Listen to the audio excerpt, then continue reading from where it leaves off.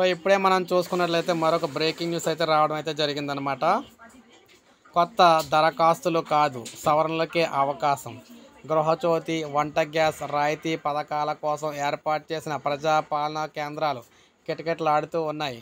Zero bill రాని వారు కూడా గ్యాస్ రాయితీ, బ్యాంకులో జమ కాని వారు కూడా నగదు పాలక సంస్థలు ఏదైతే నగరపాలక సంస్థలు ఉన్నాయో వాటి కార్యాలయానికి అయితే వచ్చి ఆన్లైన్లో పరిశీలించుకుంటూ ఉన్నారు. తాజాగా ప్రభుత్వం ప్రజాపాలనలో వచ్చిన దరఖాస్తులో విద్యుత్ జీరో బిల్లు సవరణలకు అవకాశం ఇచ్చింది. దరఖాస్తు చేసిన ఆధార్ కార్డు, రేషన్ కార్డుకు అనుసంధానమై ఉన్న మీటర్ల నెంబర్లు తప్పులు సరి చేసుకోవడానికి వీలు కల్పించారు. అద్దె ఇంట్లో ఉండి జీరో వచ్చిన వారు కొత్తగా ఉంటున్న అద్దె ఇంటి విద్యుత్తుకు సంబంధించి మీటర్ కూడా జీరో బిల్లు పొందేందుకు అయితే వీలు కల్పించారు.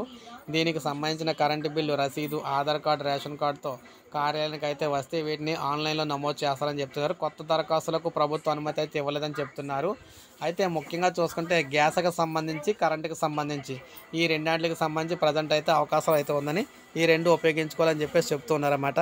సో అది మనకి లేటెస్ట్ అప్డేట్. ఒక లైక్ చేయండి, సబ్స్క్రైబ్ చేసుకోకపోతే మన ఛానల్ సబ్స్క్రైబ్ చేసుకోండి.